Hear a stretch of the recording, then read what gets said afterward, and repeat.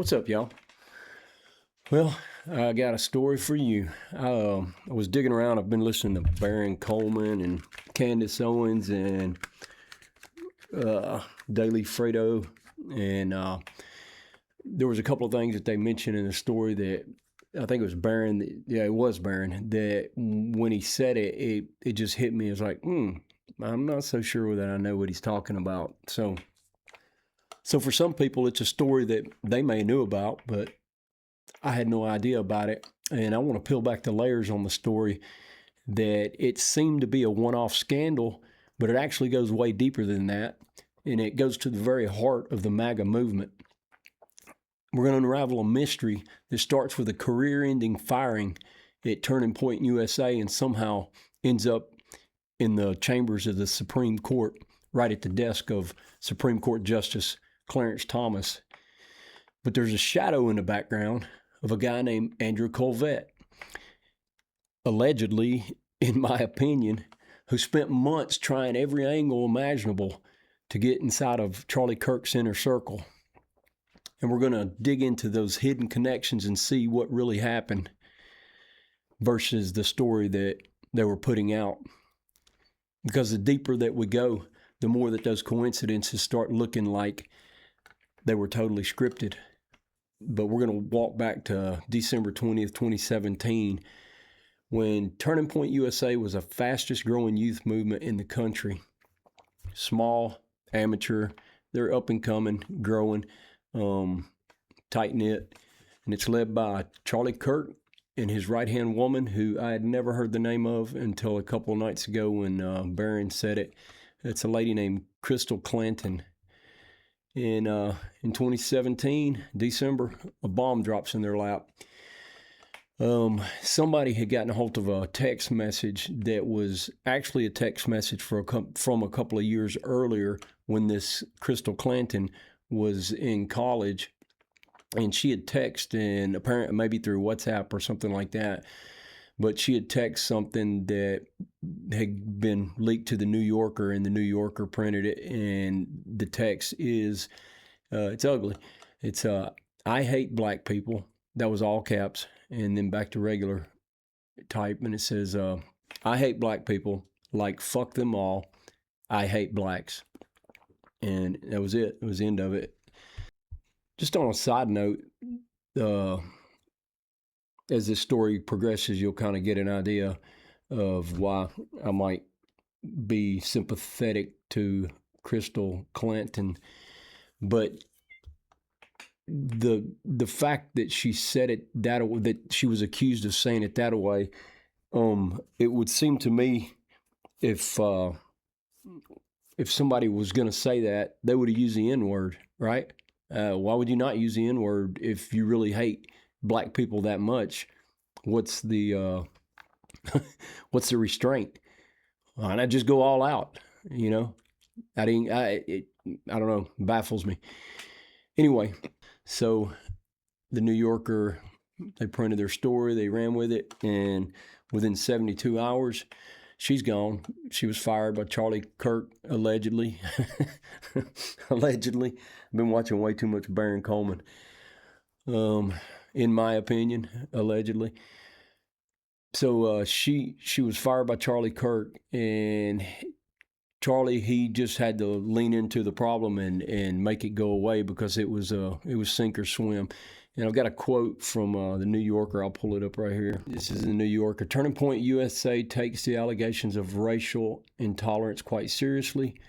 We took decisive action within 72 hours of being made aware of the incident. So she was fired. She's out the door, gone. So Charlie publicly treated those texts as being real enough to warrant total firing, dismissed, gone, out of here, you're done. And he did that himself. He lit that match himself. And the media circled like a bunch of sharks, and the organization, was radioactive, and that's why they didn't want to let it go. And the reason they didn't want to let it go, they wanted to show a bad culture going on in Turning Point USA, because Donald Trump the Republican Party, it was something that they were going to need. And they didn't, it's all chess pieces on the chessboard, pawn pieces or whatever. So she had to go, and TPUSA had to live through this. Now, this is where the story gets strange. If you have a business and something like this happens and you fire somebody for, you believe that they're a racist, and you go, well, we don't see eye to eye. You can't work for this company. That's just not how we do business. Then you would want to place yourself, your company, your people as far away from that radioactiveness as you could possibly get, right? But you wouldn't do that, maybe, if it was a planned crisis. I know that's kind of odd statement, but I'll show you why in a second.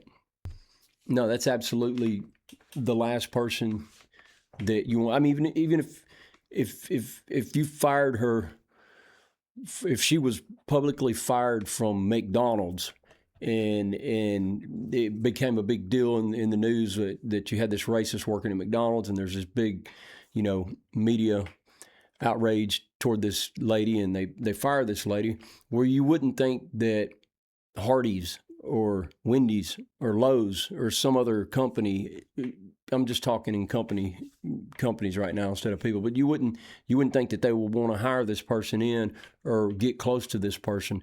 I mean, it's almost like, well, if she starts coming to your church, even, it's kind of like, oh, that's that lady, the one that, yeah, that's her. So nobody wants to be near this, you would think. So while the world is screaming for Crystal Clanton's head, she doesn't go into hiding. She gets invited into the house of the Supreme Court Justice of the United States, Clarence Thomas. And it's a weird story. It makes a little more sense as you hear why. But you just got, I mean, it's so complicated. It's so weird how these circumstances worked out. Well, Clarence Thomas is a black man. He's married to a white woman. His wife's name is Ginni. And Virginia, I think, is her real name. But Ginni is what I hear she goes by. Well, Ginni was an advisor for TPUSA.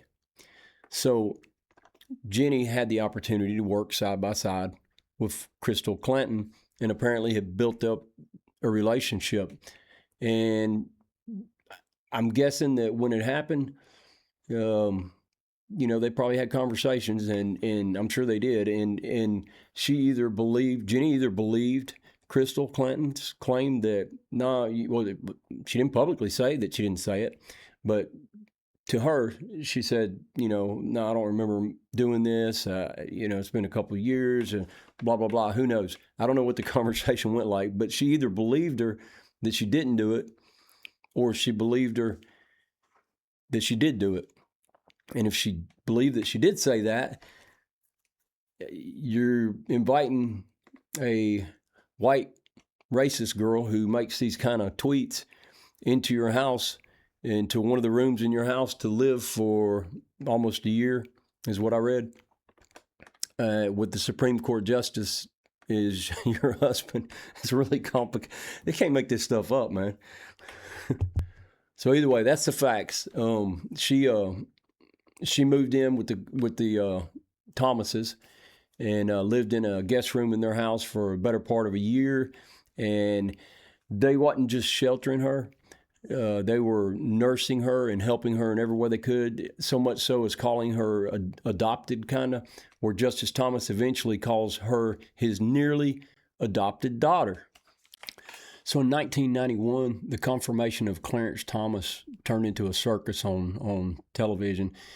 There was a law professor named Anita Hill who had worked for him, and she had come forward with allegations of sexual harassment.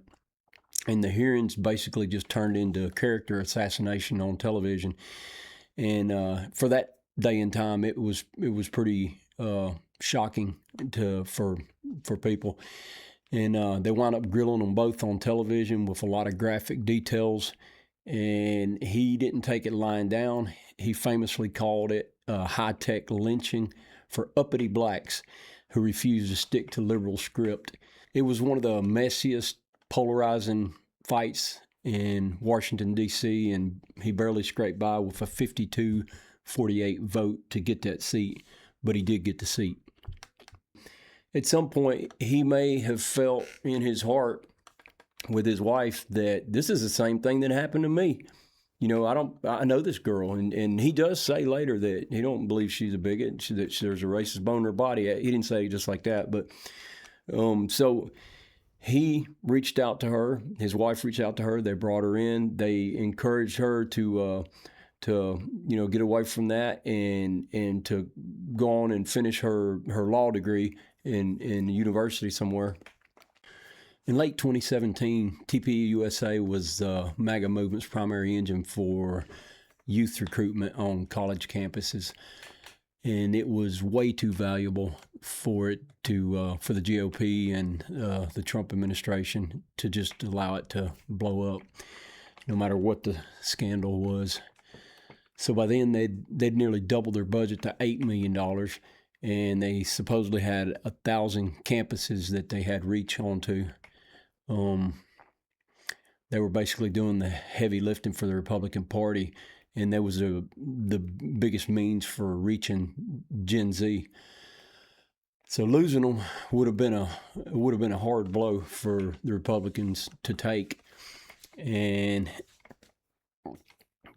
there was a direct link to the White House because Donald Trump Jr. was speaking at events, so it gave him a huge amount of clout, and of course people want to come here and come see.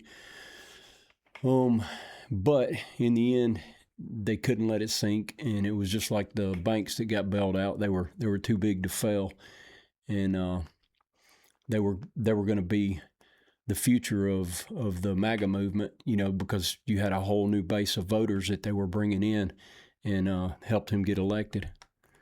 So for me, this is part of where the story gets kind of weird, because I kind of feel like the the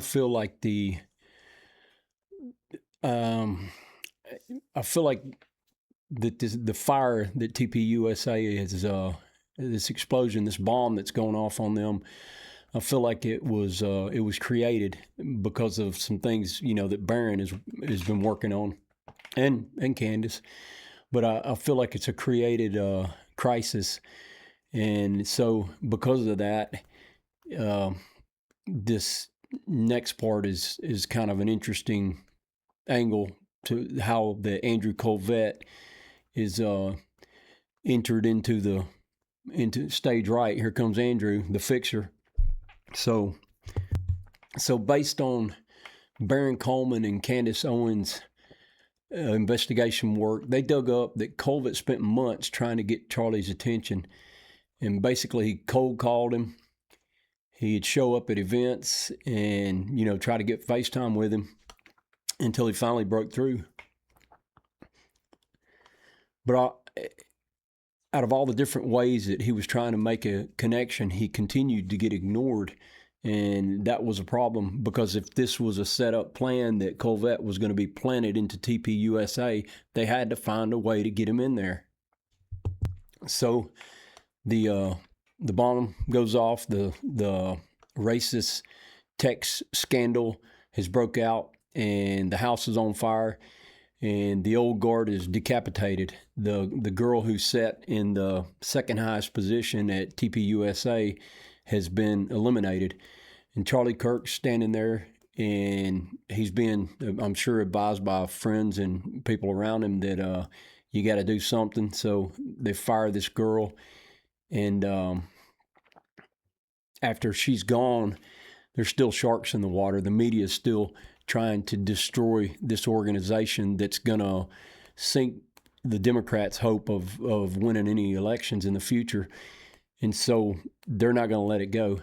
And Charlie needs a fixer. He needs somebody to come in and put a new face on all of this and make it keep this like the old bank analogy, too big to fail. That's what's happening right here. They have to keep this organization floating some way, somehow. So a door that was previously locked to a guy named Andrew Kolvet is now swing wide open. And I would like to know, there had to be somebody inside of Charlie Kirk's inner circle that leaned over and said, "Hey, Charlie, I know a guy, and he's been trying to get in touch with you. He's in your email, he's in your text. You met him at so-and-so event." There had to be somebody that was, if this was a planned coup, then there had to be somebody there that had to remind, I would think, had to remind Charlie, "Hey, this is the guy that you need. You need to get him in here." And I'm sure there were other options, but for whatever reason, they needed Andrew Kolvet in there. So exactly 6 months from the time that Clanton was fired, Kolvet isn't just hired, he's the architect of the new image. They brought him in, he becomes a spokesperson and the executive producer of the Charlie Kirk show. So he didn't just join the team, he pretty much took the narrative over, and he became the firewall between Charlie and the truth. So if all of this isn't strange and crazy enough, here's where the story goes. Well, it's already off the rails. This is like in the old days, and we watch the television shows and car goes over the cliff and have this tremendous crash, and when it finally gets down on the bottom of the cliff down there, is like a 3 to 5 second pause, and then boom, the huge explosion. That's this part of the story. If you fast forward from when Andrew Kolvet was hired about 4 more years to 2022, Crystal Clanton is applying for an elite federal clerkship, and people start bringing up the 2017 text again. Of course, yeah, I mean, it's to be expected. It became part of, her history. So, what does Charlie Kirk do? So let me pull this up so you can read along with me. He writes a letter to a federal judge, and he doesn't say that, "Oh, Crystal, she's come a long way over the last 5 years. She's gotten herself in this program, to not be racist, and she's going to church now, and she's really, we've just helped her come a long way. She's jumped through all the politically correct hoops to help her along, and she's apologized to the public and to everyone and admitted her wrong." And that's not what he says at all. I'll show you what Charlie says. He says, "The media has alleged that Crystal said and did things that are simply untrue. I have first-hand knowledge of the situations reported on, and I can assure you that the media has made serious errors and omissions." Makes the Clarence Thomas bringing her and Ginni bringing her under their wing seem a little more palatable, doesn't it? If it was all a lie. Then Charlie goes on and he tells the Second Circuit Judicial Council that the entire 2017 scandal, the one that Charlie used to justify firing her and eventually hiring Andrew Kolvet, it was a hoax. His official defense was, let me find it. One of the fired employees had created fake text messages to make it appear that co-workers had engaged in misconduct when they had not. Well, that's interesting. So, wait a minute, Charlie. You had firsthand knowledge that this was fake, that this was all fake, it created, made up by some rogue employee, and you fired her in 2017. Why did you fire her? I don't understand. Why did you fire this girl if it was fake? And not only did you fire her, you let her reputation burn for 5 years, Charlie. What are you doing? So I it's hard for me to weave this together in my mind. I mean, because I can easily say I was all a hoax, but part of the hoax falls off. If it just doesn't, the boxes don't fit in place. The squares don't fit together. And it's because in my mind, I would have to think, here's something that Charlie, okay, let me go back up. If Charlie is able to say this at the end of it all, and say, oh, no, she was innocent. It was a hoax, rogue employee, made up text. If he's got firsthand knowledge that the media basically, they didn't lie, but they didn't have the whole story. There was stuff omitted or whatever. If he knew that, to make all the boxes fit together, knowing that Charlie had no plan of bringing Kolvet in, it wasn't like this was like Charlie was doing his own thing. Everything's going great, and Kolvet cannot get into the organization, and Charlie will not get FaceTime with Kolvet to hire him. So they had to bring about this crisis. Well, they're destroying this girl's reputation, and maybe she did have the text or not have the text, whatever, at the time on her phone. There must have been there, whether they were placed there or whatever, like Charlie's saying here. However it happened, I can't think that Charlie was in on that he was part of that hoax. No. But in the end, for him to come out, that's very Charlie-like, to come out and go, this was wrong, and, we're gonna make sure that she doesn't go down on this sinking ship of her life, destroying her reputation.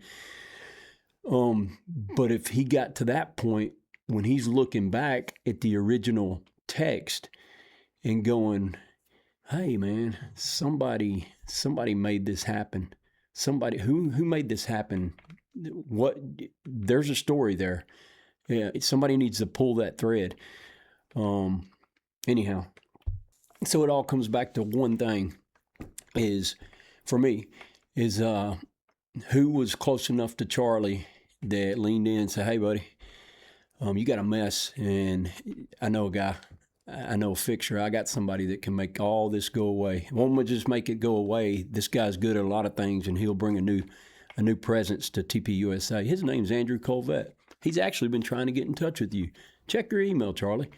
We need to find out that, because when we find out that, we can begin to figure out how these pieces fit together that brought this to be, that eventually changed the entire organization from what it was to what it is. So I want to read you something real quick. Finish this up. It's a pretty wild turnaround when you look at the timeline. After Crystal Clanton, talking about here, after she left TPUSA over those racist text messages in 2017, she actually lived with the Thomases for about a year and worked for Clarence's wife, Ginni.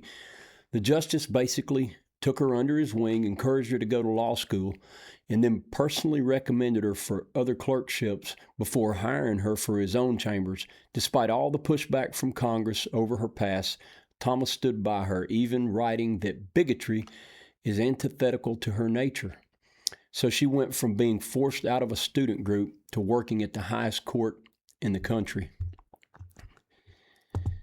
That's where we're at.